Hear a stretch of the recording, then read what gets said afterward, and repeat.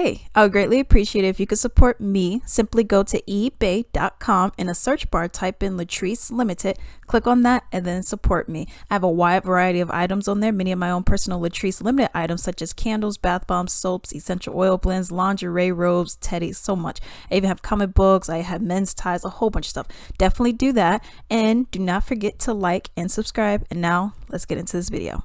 I was on the Reddit birds and I came across this story, or I guess this post you could say. It says, stop telling people just leave when they're unhappy in their marriage. Okay. Don't get me wrong. If you're in a bad marriage, you definitely should leave, i.e. he beating you or she. There's like excessive cheating, there's abuse, something like that. But 9 times out of 10, you can't just leave. Have you seen the cost of living lately? Couples are struggling to keep their heads above water, never mind doing it alone. Rent, utilities, food, insurance, phone bills, moving expenses, medical care if you're sick, etc. People are already living paycheck to paycheck. Most people don't have the safety net to just jump ship when things get bad. A lot of people don't have family to fall back on either. When you're in a long-term relationship / married, your life and finances are entangled, and it takes a lot of time and money to get out. And then don't even get me started when kids are involved. That adds an entire new element to the cost of having to leave. Sure, child support exists, but it's not instantaneous. Don't leave 1 week and then get it the next.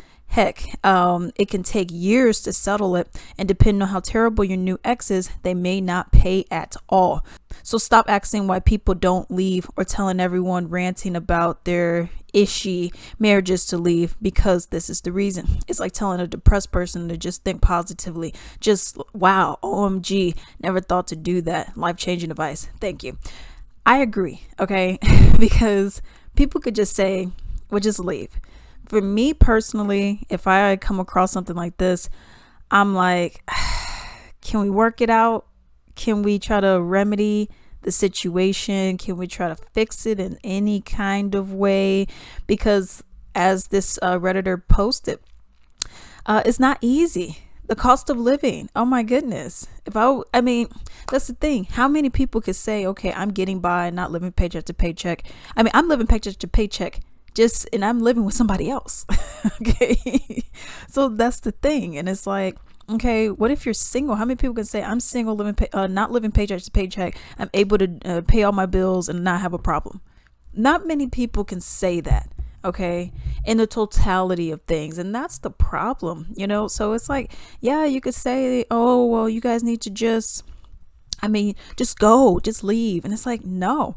And another thing with the kids, because that gets really sticky. You got a whole bunch of kids, or even if it's just one kid, then it's like, okay, how is it going to be separated? Are you guys going to be in the same city? Are you going to be in the same state? How is that going to look? Fine, we're going to be in the same city, but now I need child support from him because he doesn't want to take care of the kid full time. Because if both parents were taking care of the kid, you get them 3 days, you get them 4, or however it works with your schedule. I don't think necessarily child support should be in play. That's really for people who see the kids like once or twice a week, but something like that. A lot of the child support, don't let the media fool you when you be seeing these women getting $50,000, $20,000, $10,000 a month. Don't let that fool you. Most people aren't getting that, because if you got a man making 40 grand a year, what kind of child support you think you're gonna get? You're not going to get much of anything, so that's the thing. You may be looking at maybe $100 to $200 a month, and that's nothing. And what people don't understand, especially when you have kids in the whole situation, who calls off work if she's the primary parent? Who's calling off work if you get sick? Okay, I gave her $200 a month, but if the kid gets sick, I'm calling off of work. I'm using my vacation time. I'm using my PTO time. I'm using unpaid time or annual leave or whatever you got.